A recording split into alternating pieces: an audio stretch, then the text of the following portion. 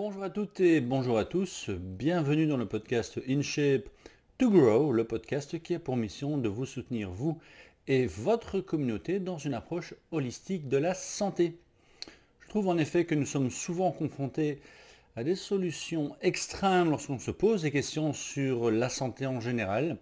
Et donc je vous propose à travers ces différents épisodes d'aborder une question, ces extrêmes, et d'en trouver une voie du milieu.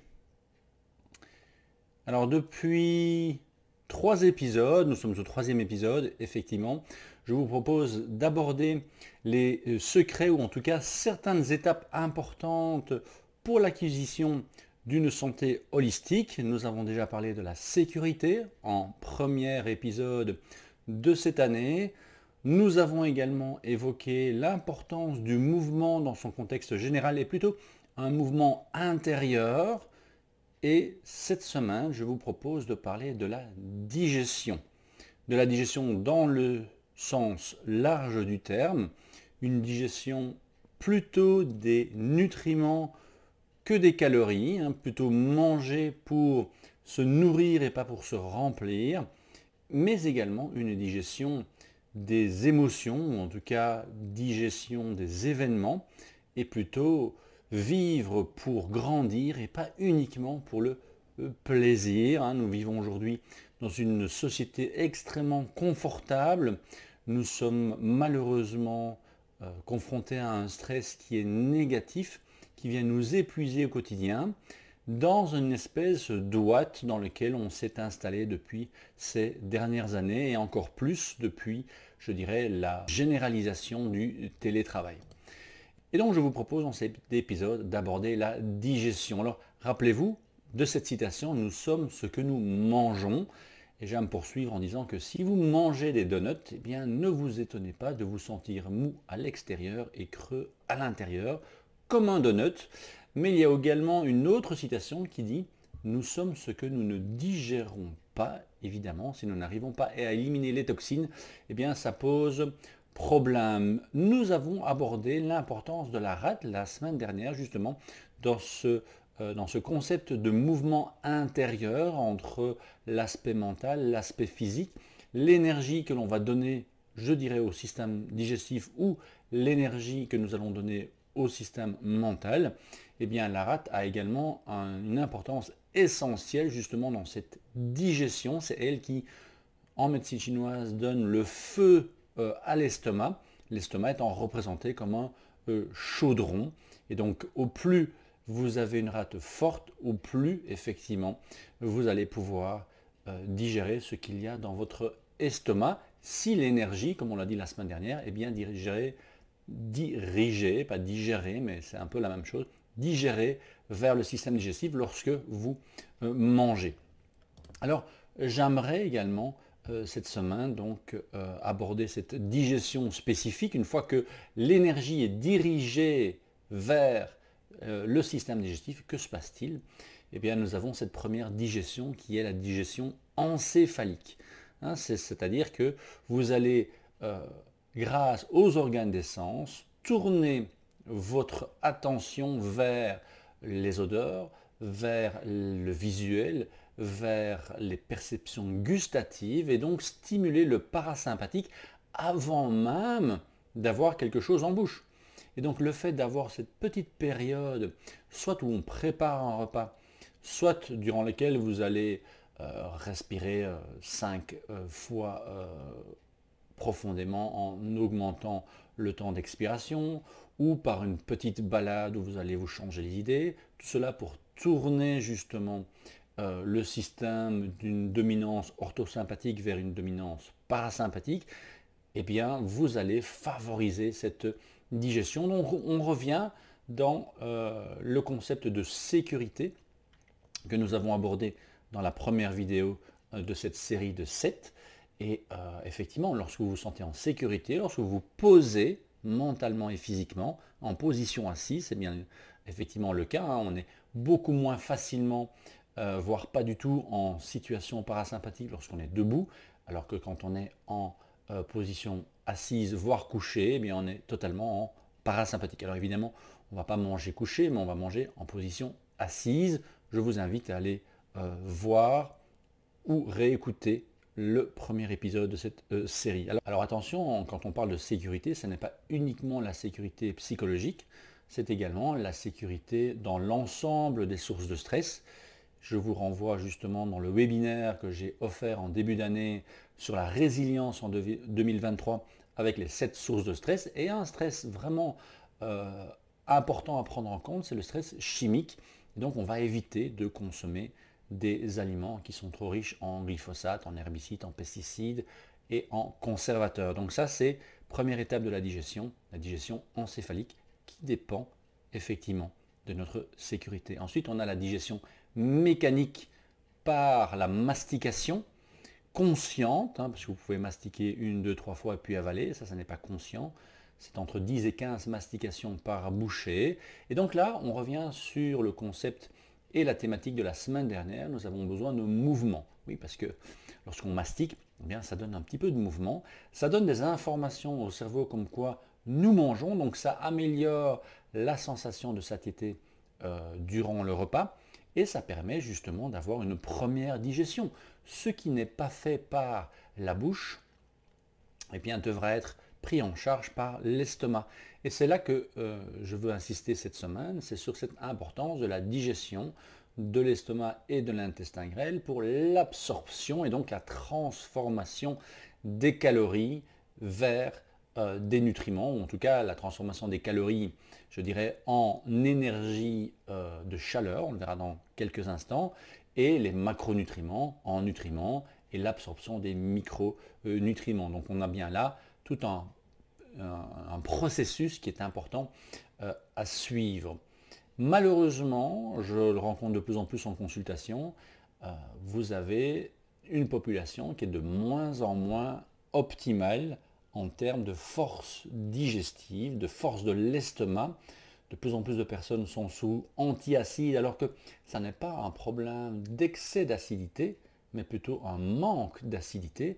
Et donc lorsque vous consommez un repas bien souvent trop riche en glucides, eh bien le corps ne pourra pas digérer correctement ce bol alimentaire, il va stagner dans l'estomac, ça va presser sur la valve entre l'estomac et l'œsophage, et c'est là qu'on va ressentir l'acidité parce qu'on n'a pas à avoir d'acidose dans l'œsophage. Dès qu'il y a un tout petit peu d'acide, on va le sentir par rapport à l'estomac qui lui peut être très acide selon l'endroit où le bol alimentaire se trouve. Alors, je vous propose aujourd'hui un test très facile à faire à la maison pour évaluer la force de votre acidité gastrique. Eh bien, c'est la consommation d'un quart de cuillère à café de bicarbonate de soude dans un demi-verre d'eau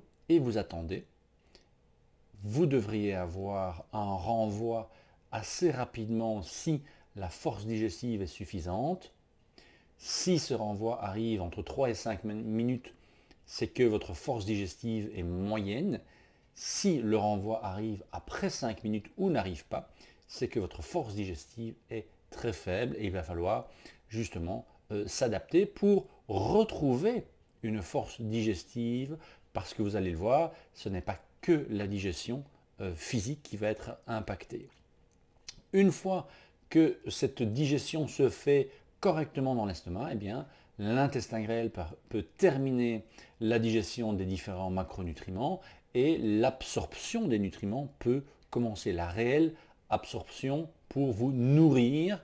Et comme je le disais en introduction, nous mangeons pour nous nourrir et pas pour nous remplir. Bien sûr qu'on peut remplir notre estomac d'un tas de choses, mais si nous n'arrivons pas à les absorber, eh bien ça peut provoquer un manque de protéines, ça peut provoquer des flatulences non odorantes si vous ne digérez pas correctement l'amidon, et ça peut être source de flatulences odorantes si vous n'arrivez pas à digérer totalement les protéines. Et donc ça veut dire que là vous avez deux effets négatifs. Un, au niveau social, par la capacité à repousser les personnes autour de vous lorsque ces flatulences deviennent involontaires, ce qui peut devenir le cas pour certains sportifs par exemple qui consomment énormément de protéines en smoothie ou déshydratés et qui n'arrivent pas à les absorber parce qu'on a une capacité d'absorption maximale, je dirais, à chaque repas. Et donc, c'est vraiment un élément important parce qu'on peut consommer énormément de calories mais ne pas avoir suffisamment de nutriments, ce qui va avec le temps entraîner une inflammation des intestins qui peut provoquer une diminution de l'absorption de certains nutriments, minéraux, vitamines, voire créer des intolérances et puis des allergies. Or, ce qui est intéressant, c'est que cette inflammation du système digestif, de l'intestin grêle, thématique d'aujourd'hui, l'importance de la digestion au sens large pour votre santé globale, eh bien, elle peut venir à nouveau du problème de stress émotionnel, parce qu'à ce moment-là, rappelez-vous, vous envoyez ou vous favorisez les capillaires, l'ouverture des capillaires au niveau des bras et des jambes, et vous limitez l'ouverture des capillaires au niveau du système digestif, ce qui entraîne effectivement cette inflammation et parfois même la constipation. Mais ça peut être aussi un stress mécanique lorsque vous ne mastiquez pas suffisamment et que vous avez des molécules non digérées qui arrivent dans l'intestin grêle, eh bien ça abîme les parois de l'intestin grêle qui sont très très fines et ça peut entraîner cette inflammation. Je vous réfère aux études du docteur Falzano, qui est le médecin chercheur qui a découvert la zonuline, qui est une petite molécule qui permet d'évaluer votre hyperperméabilité intestinale, ce qu'il faut évidemment éviter pour éviter la surstimulation de votre système immunitaire. Et il le disait dans un article datant de 2020, donc un article relativement récent. All disease begins in the leaky gut, role of the zonulin-mediated gut permeability in the pathogenesis of some chronic inflammatory diseases. Donc tous les problèmes, toutes les maladies viennent d'un intestin hyperperméable, leaky gut, rôle de la zonuline, ou en tout cas de la perméabilité de l'intestin modulée par la zonuline dans le développement des maladies chroniques. Donc ça, c'est en considérant la digestion physique, qui est également une question de prise de conscience. Parce que si vous ne prenez pas conscience de vous asseoir pour manger, de bien mastiquer et de prendre du temps un petit peu avant le repas et une dizaine de minutes après le repas pour vraiment favoriser ce temps de digestion, eh bien vous allez créer toute une série de problèmes au niveau de ce processus et donc nourrir ou développer cette inflammation qui peut avoir de nombreuses conséquences. Paul Chek d'ailleurs cite cette phrase: si vous ne faites pas attention à la qualité de ce que vous mangez et à la manière dont vous le mangez, eh bien vous ferez tôt ou tard attention à votre corps parce qu'il va vous l'envoyer sous forme de douleur. Donc il faut vraiment prendre le temps de manger et de mastiquer. Mais nous avons parlé de la digestion physique et à côté de ça, nous avons la digestion émotionnelle. En parallèle, donc, avoir un poids sur l'estomac, c'est une expression que nous avons tous au moins utilisée une fois, ou ne pas digérer cette information, cet événement. Ça montre bien la relation entre un événement et la digestion. Et puis nous avons également la constipation, qui est en lien avec à la fois un manque de parasympathique, donc de sécurité, et de mouvement par le manque d'hydratation, mouvement de l'eau, mouvement des minéraux au niveau de l'intestin et des cellules. Et donc vous voyez que ces trois épisodes, ces trois thématiques interagissent entre elles. Nous devons absolument agir et faire attention à la manière dont nous digérons consciemment nos repas et la manière dont nous digérons consciemment nos événements, notre vie, que ce soit nos émotions ou notre passé, ce que voilà, je vous invite à faire sur cette thématique, c'est de revoir un petit peu les différents et les grands événements de votre vie et voir s'il y a des éléments qui restent un petit peu enfouis comme ça, que vous n'avez pas encore bien digérés. Donc ça, c'est une question que je vous invite à avoir, c'est quelle conscience avez-vous aujourd'hui de vous-même, de tous ces processus internes, de l'état de sécurité dans lequel vous êtes, on en a déjà parlé, de ce mouvement intérieur entre le moment où vous allez réfléchir, le moment où vous allez passer, je dirais, dans le mouvement. Nous en avons parlé la semaine dernière. Et aujourd'hui, êtes-vous satisfait justement de l'image que vous renvoyez, que vous vous renvoyez dans le miroir le matin, réflexion émotionnelle, hein, est-ce que vous avez le visage plutôt souriant ou plutôt fermé, mais également au niveau physique. On sait que la qualité alimentaire va se refléter au niveau de la qualité de la peau. Et donc, si la peau est desséchée, si la peau est imparfaite, hein, ou si elle se ride plus facilement, tous ces éléments peuvent venir d'une qualité alimentaire, la peau étant un des 5 émontoires de l'organisme. Et donc une bonne digestion permet une bonne transformation des choses. Dans l'épisode précédent, nous avons parlé de l'importance du mouvement au sens large, ce qui nous entraîne petit à petit à parler du métabolisme. Donc quand il y a du bon mouvement, on peut bien transformer les macronutriments en nutriments. On l'a vu avec le développement que je vous ai fait entre la digestion encéphalique, la digestion au niveau de la bouche et finalement la digestion au niveau de l'estomac pour permettre une bonne absorption dans l'intestin, mais on a également la transformation des calories venant de notre alimentation vers une production de chaleur. Or, aujourd'hui, on se rend compte que 9 femmes sur 10 sont en hypothyroïdie non médicale, sous-médicale, et donc c'est bien un processus où le corps va ralentir et va se mettre en hibernation. Et si le métabolisme est au ralenti, eh bien c'est difficile de se concentrer, il y a moins d'énergie qui arrive au cerveau, on l'a vu encore une fois avec la rate, on perd difficilement du poids, on a difficile à récupérer, on a difficile de réagir face à un virus, parce que tout est au ralenti par exemple. C'est fascinant de se rendre compte qu'en fait, notre température corporelle au lever doit être entre 36,8 et 37,2. Et que la température idéale pour le système immunitaire, c'est entre 38 et 39 degrés. Et donc faire un pic de température lorsqu'on tombe malade, c'est tout à fait normal, il faut le laisser faire, il faut observer. C'est là, durant lequel, c'est dans cette fourchette de température dans laquelle le système immunitaire est plus fort.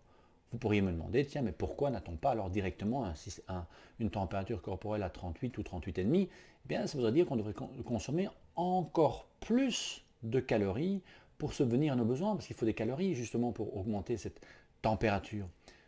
D'où la problématique justement des régimes hypocaloriques qui, au-delà de 6 semaines, peuvent entraîner une hypothyroïdie. Et j'ai de plus en plus de coachés qui arrivent en consultation et qui, le matin, au réveil, sont à 35,7, 36 degrés au lieu d'être à 36,8. Ça veut dire que toute la journée, le corps économise des calories, consomme moins de calories pour justement répondre à un besoin du corps. On va y revenir dans un instant.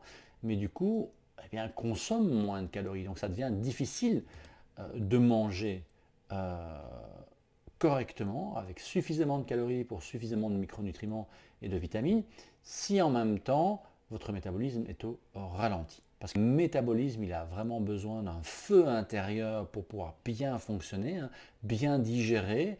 On en a parlé avec la rate, pour bien penser également. Mais on remarque d'ailleurs que ce feu intérieur nous a permis à développer justement la race humaine. C'est un bond au niveau de notre développement. C'est au moment où on a découvert et maîtrisé le feu que nous sommes devenus des homo habilis et que notre cerveau a grandi d'une manière plus importante il y a 1,8 million d'années. C'est référencé par un anthropologue, Richard Wagman, dans un livre intitulé Catching Fire, How Cooking Made Us Human. Donc, attraper le feu, comment la cuisson nous a permis de devenir beaucoup plus humain. Et donc, il explique effectivement dans son ouvrage et dans un article intitulé The Evolution of Human Nutrition que c'est au moment où on a commencé à cuire nos aliments que notre cerveau a fait un bond au niveau de son développement, parce que lorsque vous ne cuisez pas vos aliments, c'est votre rate qui doit effectivement produire cette énergie. On en a un tout petit peu parlé la semaine dernière, ce qui entraîne justement une perte d'énergie pour le cerveau. À partir du moment où vous cuisez vos calories à l'extérieur, c'est moins d'efforts pour le corps. Bon, aujourd'hui, ça nous joue des tours parce que notre alimentation est tellement surcuite qu'on a très très peu de dépenses énergétiques liées à la digestion. Donc ça, c'est un autre aspect.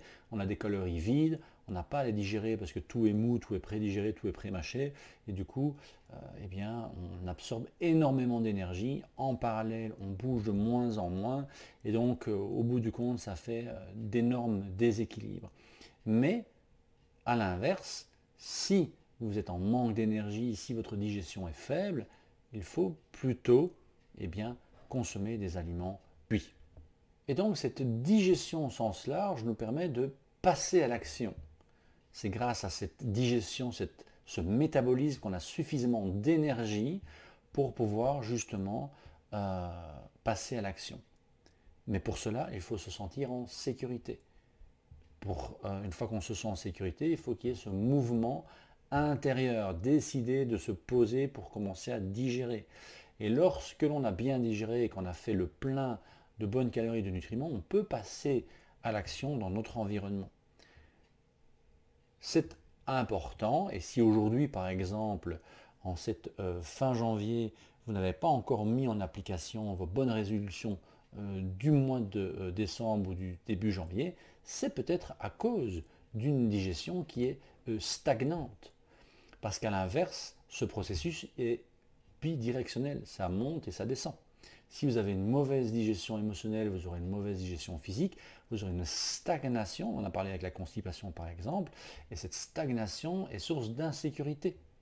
C'est la moins bonne des réactions face à un danger ou à un stress, c'est de rester figé, de rester stagnant. Cette stagnation au niveau de la digestion physique peut entraîner le développement de candidose, qui est de plus en plus important dans notre monde moderne, mais également de parasitose, d'intoxication à certains parasites, voire de SIBO. Le SIBO, c'est la migration de certaines bactéries, soit du côlon, soit de l'estomac, qui arrivent dans l'intestin grêle et qui créent un déséquilibre du microbiote. Et donc, et donc le développement de cette fameuse inflammation et ce processus domino de cercle vicieux qui va petit à petit diminuer l'énergie de la personne et sa capacité de penser. Donc toutes ces situations peuvent résider dans une amélioration de la sécurité, une amélioration du mouvement, une amélioration de la digestion. C'est là un excellent départ pour changer eh bien, à la fois votre santé et votre vie en général. C'est la base de l'approche holistique. Une approche holistique, c'est pas simplement utiliser tous les organes comme on fait en médecine ou en nutrition fonctionnelle, mais c'est également prendre l'aspect émotionnel, mental et même spirituel de la personne, parce que tous ces systèmes sont interconnectés. Ce n'est malheureusement plus du tout la médecine pratiquée aujourd'hui. Hippocrate parlait de 3 docteurs principaux, bien sûr le docteur Menu, c'est lui qui disait que ta nutrition soit ta première médecine, mais il disait aussi que le remède de l'un pouvait être le poison de l'autre. Ce qu'on connaît moins, c'est que Hippocrate parlait aussi de l'importance du repos, de la manière dont on se reposait, et du sommeil, et du docteur bonheur, qui est en lien avec notre sociabilité, notre spiritualité. Aristote parlait également de l'importance du mouvement. Il fallait être en forme physique pour pouvoir bien réfléchir. Donc déjà, en Grèce antique, on avait ces notions que l'on a oubliées aujourd'hui. Si vous avez mal à la tête, c'est un manque d'aspirine. Si vous avez mal au bras, on vous donne aussi des antidouleurs. La douleur n'est plus permise dans notre situation, dans notre société aujourd'hui. On a une société où on veut du confort, on veut tout sans effort. L'excès de poids, on va manger moins et on va bouger un peu plus et encore bouger un peu plus. On préférait manger moins et avoir des machines qui nous permettent de brûler des calories en restant statique. J'aime beaucoup une œuvre de Salvatore Dali qui a très très bien imagé cette problématique de la médecine depuis plusieurs décennies, voire plusieurs centaines d'années, depuis le développement, je dirais, il y a 500 ans de la médecine moderne. C'est son œuvre de la femme tiroir que vous pouvez retrouver en sculpture et en peinture. Et donc vous voyez une femme qui est visiblement malade et dans laquelle il y a toute une série de tiroirs. Et pour lui, la médecine moderne, c'est on tire un tiroir si on a mal à l'estomac et on met une petite pilule dans l'estomac pour résoudre l'estomac. Raison pour laquelle certaines personnes qui n'ont pas besoin de chirurgie, eh bien, ont des chirurgies au niveau de l'estomac, un sleeve ou un anneau, pour justement limiter la quantité de calories que la personne est capable de consommer, parce qu'on considère que la personne qui a un excédent de poids, c'est parce qu'elle mange de trop. Alors que si vous avez bien suivi les 3 premiers épisodes de cette série, eh bien, on peut faire énormément de choses avant d'arriver à des situations extrêmes comme la chirurgie. Alors attention, la médecine moderne est là pour justement les cas extrêmes. Certaines personnes risquent des problématiques graves si on n'agit pas rapidement sur une perte de poids drastique. Ça, ce sont des cas exceptionnels. Si je reviens d'ailleurs sur ce concept de médecine globale et de médecine fonctionnelle et holistique sur la thyroïde dont nous avons parlé tout à l'heure, eh bien la thyroïde, elle est là pour activer le métabolisme, pour avoir une bonne température corporelle. Et donc si la thyroïde est au ralenti, il faut savoir pourquoi. Est-ce que c'est parce que la personne ne mange pas assez? Si la personne ne mange pas assez, que ce soit dans un régime hypocalorique ou que ce soit un athlète de haut niveau qui ne consomme pas assez par rapport à sa demande énergétique au quotidien, eh bien la biologie peut estimer que c'est parce qu'il y a un manque de calories dans l'environnement et que donc pour la survie, il vaut mieux diminuer la consommation de calories internes pour pouvoir survivre plus longtemps, même si aujourd'hui ça n'est pas le cas pour la plupart d'entre nous. Mais ça peut être aussi pour d'autres raisons. Si votre corps est intoxiqué, eh bien, le foie n'arrive pas à vous détoxifier tous les jours. Donc la thyroïde peut être là pour ralentir le métabolisme et permettre au foie de faire son travail. Mais que fait-on aujourd'hui sur une thyroïde qui est au ralenti? On essaie de l'accélérer. Parce qu'on pense, ah oui, il faut que la thyroïde soit suffisamment élevée pour consommer suffisamment de calories ou avoir une température optimale. Parce que la personne a froid ou parce que la personne perd ses cheveux. Les cheveux ne sont pas importants pour la survie à court et moyen terme. Et donc les personnes qui perdent leurs cheveux parce qu'elles ne consomment pas assez de calories, eh bien, se retrouvent dans cette situation où la thyroïde, bien sûr qu'il faut l'améliorer, améliorer son fonctionnement, améliorer le passage de la T4 en T3 pour activer chacune des cellules grâce à cette T3 et à la vitamine D. On voit qu'une thyroïde ralentie, c'est vraiment similaire à une hibernation, ce qui est normal en hiver, mais ce qui n'est pas normal en plein été. Et certaines personnes seront en hibernation 12 mois sur 12. Mais ce n'est pas en activant la thyroïde, en bottant les fesses de la thyroïde qu'on va résoudre le problème. Ça peut être également un épuisement mental qui fait en sorte que via la rate, la thyroïde va ralentir. Donc, vous voyez que pour avoir une démarche holistique, il faut pouvoir se poser les bonnes questions, être en sécurité, avoir suffisamment de mouvement intérieur, interne et avoir une excellente digestion. Parce qu'avec le temps, eh bien, cette stagnation va entraîner une normalité. Et donc le corps va s'habituer à consommer moins de calories, va s'habituer à une constipation. Hein. Aujourd'hui, la médecine estime que vous êtes constipé au-delà de un mouvement du côlon par 3 jours. Et il y a certaines personnes qui ne vont à la selle qu'une fois par semaine. Ça n'est pas normal. C'est 2 à 3 passages aux toilettes à la selle par jour. C'est 1 par repas. Et donc, lorsque vous avez une situation comme ça qui s'est éternisée, petit bonus, vous pouvez estimer à 1 mois par rapport au nombre d'années de déséquilibre. Si ça fait 15 ans que vous battez avec votre poids ou votre thyroïde, ou si vous avez des coachés qui sont en déséquilibre depuis 20 ans, il faut compter 1 mois par année de déséquilibre pour pouvoir relancer le métabolisme ou en tout cas le bon fonctionnement de la digestion dans ce cas-ci. Vous connaissez mon mantra, être en forme pour bien grandir. C'était en introduction.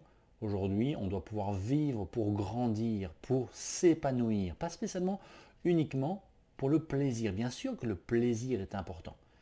Mais nous n'avons pas besoin de plaisir tous les jours. Sinon, finalement, on diminue cette capacité à apprécier le plaisir. Et donc, être conscient des déséquilibres est un élément important pour pouvoir corriger tout cela et pouvoir justement retrouver la sérénité, retrouver un métabolisme optimal, retrouver confiance en soi et pouvoir fonctionner aussi bien physiquement que mentalement de manière optimale.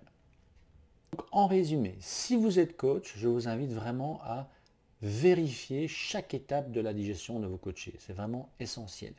Vérifiez l'apport suffisant de calories. C'est peut-être surprenant, mais vous aurez certains coachés qui vont perdre du poids en mangeant plus et de meilleure qualité avec une meilleure digestion. Donc des temps de repas par exemple optimum. Vérifiez la transformation optimale de l'énergie. Est-ce que cette personne a trop chaud ou trop froid? On n'a pas parlé de l'hyperthyroïdie, mais c'est aussi un mécanisme tout à fait logique qui demande une autre analyse. Et enfin, évaluer les sources de stress qui pourraient être à l'origine de ce ralentissement de la thyroïde, de ce ralentissement du métabolisme, de la transformation des calories. Que ces stress soient physiques ou émotionnels. Et je vous invite à, si vous ne l'avez pas encore fait, voir le webinaire qui a été offert en début d'année 2023. Voilà, résilience. Et si vous n'êtes pas coach, donc pour tous les autres, eh bien, je vous invite à faire certainement le test du bicarbonate de soude pour voir si la force digestive est optimale. Si vous consommez des antiacides, eh bien, n'hésitez pas à contacter un nutritionniste ou à me contacter pour pouvoir voir comment améliorer votre digestion et petit à petit avec le temps, eh bien, abandonner vos antiacides parce que eux viennent déséquilibrer le microbiote. J'ai trop souvent des coachés qui arrivent après 15-20 ans de consommation d'antiacides. Et là, c'est compliqué à ce moment-là de pouvoir perdre du poids, avoir un métabolisme optimal, avoir un fonctionnement émotionnel et mental optimal. Donc, n'hésitez pas à tester votre estomac, tester votre température corporelle le matin au lever. Donc, ça veut dire que si vous vous levez après 6 heures du matin, attention, chez les femmes, c'est un peu différent parce que ça va varier selon le cycle, mais vous devez vous réveiller et avant de vous mettre en position assise, prendre le thermomètre à l'ancienne, sous le bras, 3 minutes, et vérifier votre température au lever qui doit être supérieure à 36,8 pour les hommes. Autour des 36,8 est variable pour les femmes. Et si tout cela est dans le rouge, eh bien n'hésitez pas à faire appel à un professionnel. Ne restez pas seul, il y a des solutions aujourd'hui. C'est la beauté de ce que nous avons aujourd'hui. Oui, nous vivons dans un monde qui est de plus en plus technologique, de plus en plus confortable, mais nous avons aussi accès à une quantité d'informations extraordinaires qui devraient vous permettre de vous mettre en sécurité, d'avoir une bonne réflexion, donc un mouvement interne, et de pouvoir digérer cette information et de passer à l'action, ce qui résume finalement nos 3 premiers épisodes de cette année. Ceci clôture notre épisode sur la digestion, le 3e secret pour une santé holistique optimale qui permet une bien meilleure résilience. Si vous avez des questions, n'hésitez pas à les poser directement en commentaire de cet épisode ou sur david.germo@gmail.com et je vous donne rendez-vous dans un prochain épisode pour le 4e secret. À très bientôt.